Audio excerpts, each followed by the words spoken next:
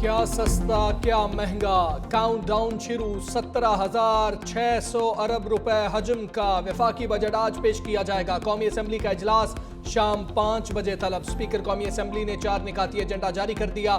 وزیر خزانہ محمد اورنگزیب بجٹ پیش کریں گے۔ آئندہ مالی سال کے لیے مجموعی آمدن کا تخمینہ 19,400 ارب مقرر۔ ٹیکس وصولی کا ہدف 14,130 ارب، 6,470 ارب روپے ڈائریکٹ ٹیکس کی مد میں جمع کیے جائیں گے۔ سیلز ٹیکس ہدف سے 4,943 ارب روپے وصولیوں کا تخمینہ۔ آئندہ مالی سال کے لیے پیٹرولیم لیوی کا ہدف 1,311 ارب روپے مقرر کرنے کی تجویز۔ صوبے 1,220 ارب کا سرپلس دیں گے۔ حکومت کا پی ایس ڈی پی میں نئے ترقیاتی منصوبے شامل نہ کرنے کا فیصلہ۔ دستاویز کے مطابق کم ترقی یافتہ علاقوں کے ضروری منصوبوں کو شامل کیا جا سکتا ہے۔ غیر فعال سست منصوبے جلد مکمل یا بند کیے جانے کا امکان۔ وزارت انفارمیشن ٹیکنالوجی کے ترقیاتی بجٹ میں بھی آئندہ مالی سال کے لیے کٹوتی۔ سرکاری ملازمین کے لیے خوشخبری، تنخواہ اور پینشن میں 10% اضافے کی تجویز۔ 43 وزارتوں اور 400 اداروں کی رائٹ سائزنگ ہوگی۔ پاسکو کا ادارہ ختم کرنے کا اعلان۔ مضبوط دفاع، محفوظ مستقبل۔ دفاعی بجٹ میں 18% اضافے کا امکان۔ آئندہ مالی سال کے دوران دفاع پر 2,414 ارب روپے خرچ کیے جانے کا تخمینہ۔ معاشی شرح نمو کا ہدف 4.2% مقرر کیے جانے کا امکان۔ صنعتی ترقی کے فروغ کے لیے 7,000 سے زائد ٹیرف لائنز پر ڈیوٹی میں کمی متوقع۔ آئندہ مالی سال کے لیے زراعت 4.5%، صنعتی ترقی کا ہدف 4.3% منظور کیے جانے کا امکان۔ وفاقی ترقیاتی budget P S D P کا حجم 1,000 ارب روپے اور بجٹ خسارے کا ہدف 6,200 ارب روپے مقرر۔ وفاقی بجٹ کی منظوری کے لیے کابینہ کا خصوصی اجلاس آج طلب۔ وفاقی کابینہ سے فائنانس بل کی منظوری لے کر قومی اسمبلی میں پیش کیا جائے گا۔ سرکاری ملازمین کی تنخواہوں اور پینشن میں اضافے کی حتمی منظوری وفاقی کابینہ دے گی۔ وفاقی کابینہ کا اجلاس کل 4 بجے پارلیمنٹ ہاؤس میں ہوگا۔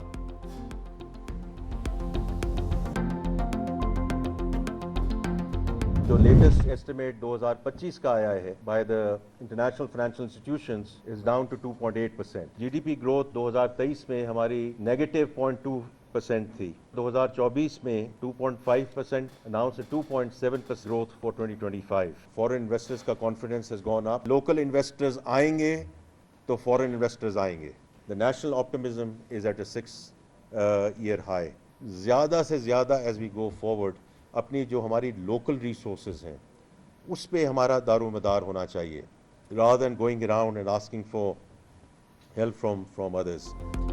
معیشت درست سمت میں ہے، مہنگائی پر قابو پا لیا۔ وزیر خزانہ محمد اورنگزیب نے اقتصادی سروے پیش کر دیا۔ کہا جی ڈی پی کی گروتھ 2.7% رہی۔ Global G D P growth مسلسل گراوٹ کا شکار رہی۔ ہماری جی ڈی پی 2023 میں منفی میں تھی۔ ملک میں مہنگائی 4.6% تک گر چکی۔ حکومتی اقدامات کے نتیجے میں پالیسی ریٹ 22 سے کم ہو کر 11% پر آ گیا۔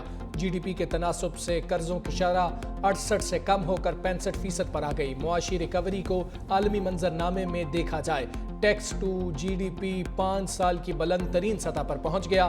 اصلاحات کا عمل چلتا رہے گا۔ توانائی کے شعبے سے شاندار اصلاحات ہوئیں۔ 800 ارب قرضوں کی ادائیگی میں بچائے۔ ٹیکس وصولی میں 26% اضافہ ہوا۔ فائلرز کی تعداد دگنا ہو گئی۔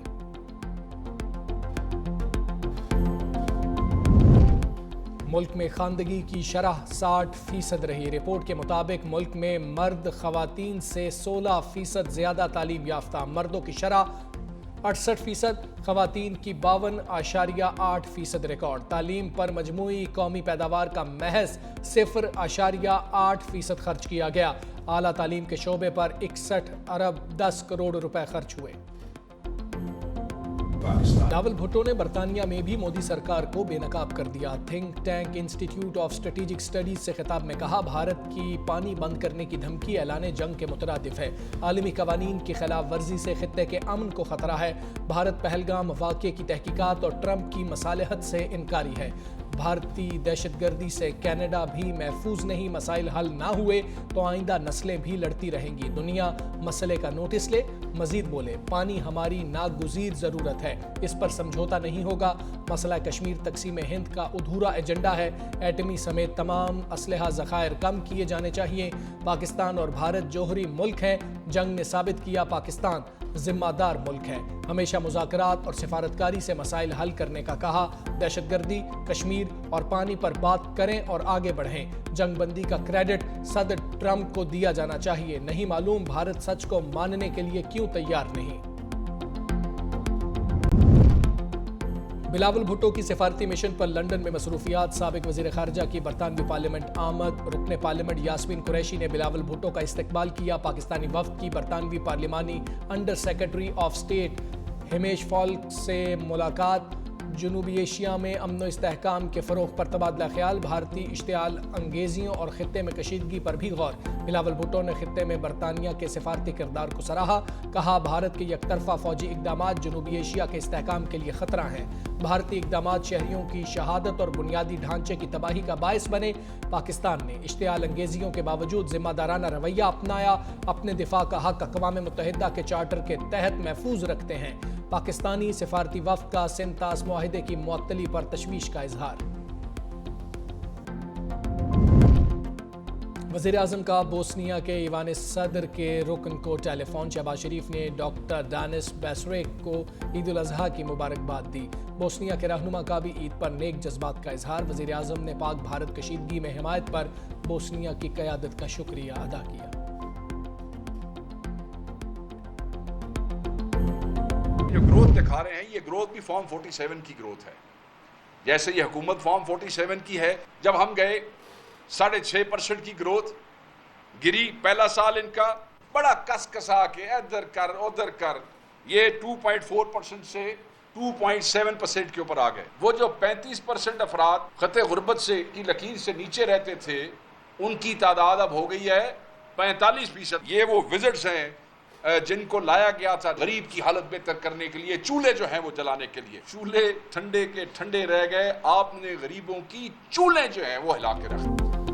اپوزیشن کا شرح نمو کے حکومتی دعووں پر فارم 47 کا تانا۔ شیخ وقاص اکرم نے کہا جیسے یہ حکومت فارم 47 کی ہے ایسے ہی گروتھ بھی فارم 47 کی ہے۔ ہم گئے تو شرح نمو 6% سے کم ہو کر 2% پر آ گئی۔ ان لوگوں کو معیشت بہتر کرنے کے لیے لایا گیا تھا۔ 3 سال میں 3 کروڑ کے قریب لوگ خطے غربت سے نیچے چلے گئے۔ اپوزیشن لیڈر عمر ایوب کہتے ہیں ملک میں غربت 44.7% تک پہنچ چکی۔ 3 برسوں میں گندم کی قیمت میں 50% اضافہ ہوا۔ 2022 میں جو 50,000 کما رہا تھا اس کی قدر 22,000 روپے رہ چکی ہے۔ مشیر خزانہ خیبر پختونخوا مزمل اسلم نے کہا اکنامک سروے میں بھی فارم 47 کا طریقہ کار استعمال کیا گیا۔ شرح نمو کی اوسط پچھلے 3 سالوں سے 1.5% ہے۔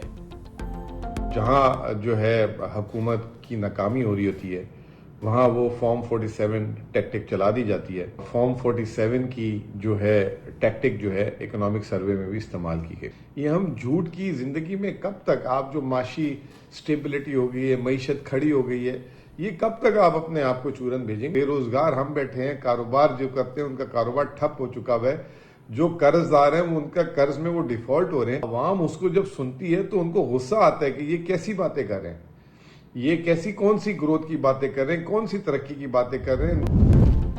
سابق نگران وفاقی وزیر گوہر اعجاز نے اقتصادی استحکام اور برآمدات کی ترقی کا 9 نکاتی روڈ میپ دے دیا۔ کہا صنعت کاری اولین ترجیح 5 سالہ مستقل صنعتی اور برآمدی پالیسی دینا ہوگی۔ شرح سود 6%، صنعت کے لیے توانائی کے نرخ 9 سینٹ فی یونٹ ہونا اہم ہے۔ تنخواہ دار افراد کے لیے زیادہ ٹیکس کی شرح 20% تک ہونی چاہیے۔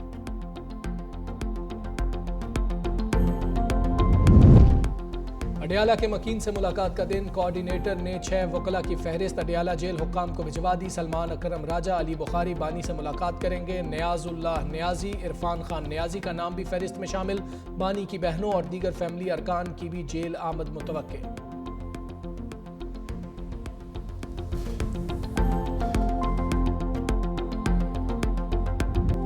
سورج کی جلا دینے والی تپش، پنجاب اور سندھ میں انتہا کی گرمی۔ ڈی جی خان، زیکب آباد اور نورپور تھل میں درجہ حرارت 49 ڈگری سینٹی گریڈ کو چھو گیا۔